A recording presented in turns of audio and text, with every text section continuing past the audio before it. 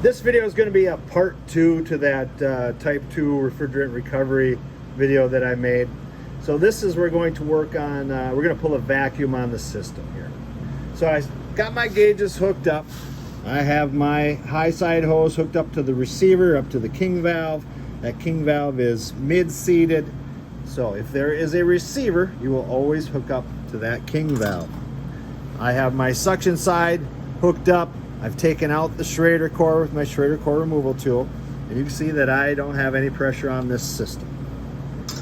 I still have that solenoid magnet on here, so we can keep that line open during the evacuation process. So I have my gauges hooked up. My yellow line I have going to our vacuum pump. Now, I know there's different ways to do this. There's big black hoses. There's put the micron gauge the furthest away. But for this video, for this purpose in our training, we're going to hook it up kind of the old school way. I have my yellow hose hooked up to my vacuum pump. I have a hose hooked up to our micron gauge. Now, this is the old thermal. Those things have been bulletproof for years. I don't know why they quit making them. Wish they still made them. Yeah, there's fancy digital ones and Bluetooth ones out there, but that thermal's been pretty solid for a very long time. Now, if we look at the front of that thermal, there's some buttons on there: read, calibrate, battery, off, AC. We run it off AC. I just got it plugged in. Now, this read and calibrate. If we look at our sensor on this, you can see that there's a number on there, 30.75. That might be hard to read on this video. Okay, that's what that sensor's calibrated for. So that means we put it on the calibrate, we turn it on, and we want to make sure that that needle reads 30.75. We can adjust it with our adjuster here to get that closer, however we want, for when we're pulling our vacuum.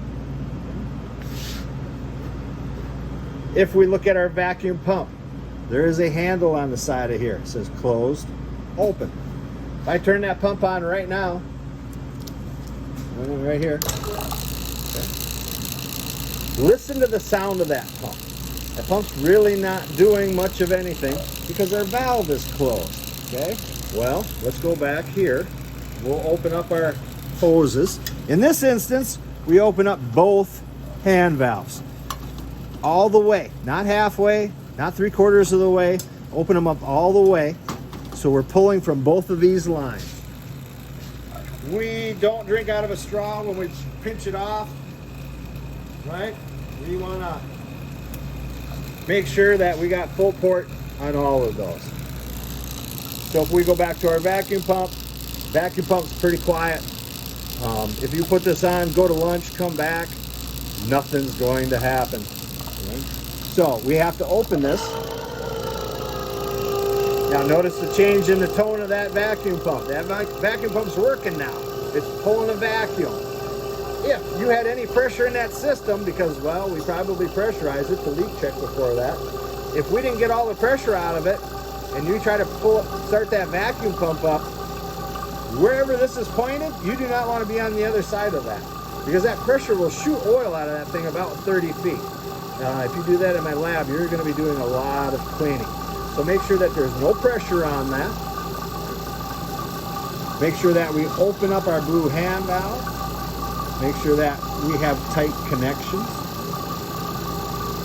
Say we got this thing on here for a while and our micron gauge isn't moving. All right, well, how long does it take to pull a vacuum? Could take an hour, could take 10 minutes. Depends on the size of the system, depends on how tight that system is, if there's moisture in that system. So I really can't say a definite timeline. We just watch our microns.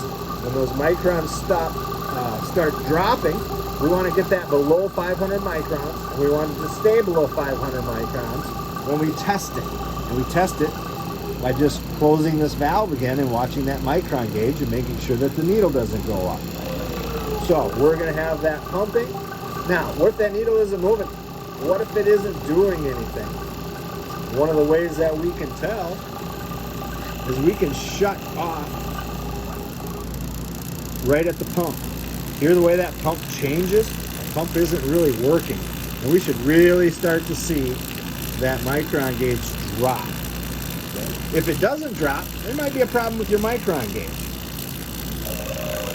Just kind of a test to see. Sometimes people sit there for a couple hours and find out that their micron gauge wasn't reading right.